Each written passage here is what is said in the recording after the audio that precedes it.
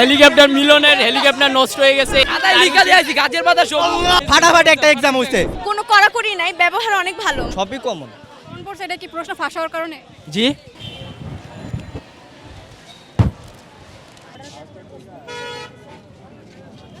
Question একেবারে easy করছে, মানে আমি স্বপ্নেও কখনো কল্পনা করি না যে এত ইজি কোয়েশ্চেন করবে। মানে অনেক হ্যাপি, সবাই অনেক হ্যাপি এরকম ইজি কোয়েশ্চেনের জন্য, মানে আমরা সবাই অনেক খুশি। ফাটাফাটি একটা এক্সাম হইছে, যেমন কোশ্চেন তেমনই মার্কস দিবে ইনশাল্লাহ। এটাতে ভালো একটা মানে মার্কস পাওয়ার আমরা এক্সপেকটেশন করি। প্রিপারেশন যেরকম ছিল, আমাদের এক বছরে যে প্রিপারেশনটা নিয়েছি সেই অনুযায়ী বলতে পারবো মানে কোশ্চেনটা অনেক ইজি হয়েছে সেই বছর অনুযায়ী।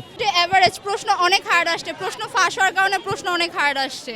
প্রশ্ন তো আগের করা, বাট আমাদের যে প্রথম যে সেটটা ছিল সেই সেট অনুযায়ী এটা অনেক কঠিন আসছে। প্রথম সেটটা খুব ইজি ছিল মেবি, কারণ এটা খুবই হার্ড আসছে প্রশ্ন। তাও যা দিছে আলহামদুলিল্লাহ। ছিল বাট কোশ্চেন একটু স্ট্যান্ডার্ড লেভেলে ছিল, বাট আলহামদুলিল্লাহ কিন্তু আমি কি নিজে লিখছি ওটা আমি নিজে জানি না। এত সহজ আসছে কোশ্চেন, কোশ্চেন খুবই সহজ হচ্ছে। ভাই আমার মনে হয় হেলিকপ্টার মিলনের হেলিকপ্টার নষ্ট হয়ে গেছে, এই জন্য তিনি কেন্দ্রে আসতে পারতেছেন। হ্যাঁ, গাছের পাতা না, মোটামুটি কমন ছিল, বাট পুরোপুরি যে কমন ছিল তার না, হালকা কমন ছিল। এক্সাম হচ্ছে প্রশ্ন সহজই আসতেছে, আর গার্ডও অনেক ভালো, মানে কোনো কড়াকড়ি নাই, ব্যবহার অনেক ভালো। মানে যেটা ভাবছিলাম অনেক কড়াকড়ি হবে, এটা কিছুই হয় নাই আর কি। প্রশ্নপত্র সহজ আসছিল, সব কমন। কি বলেন, সহজ ছিল, সবই কমন। মন পড়ছে এটা কি প্রশ্ন ফাঁস হওয়ার কারণে? জি প্রশ্ন ফাঁস হয়েছে এটা দেখে দেখে কমন পড়ছে নাকি? মানে যে জায়গাতে পড়ছিলাম সব জায়গায় আমি কমন পাইছি, আমি এটা বলতে পারি। অন্যদের ব্যাপার জানি না।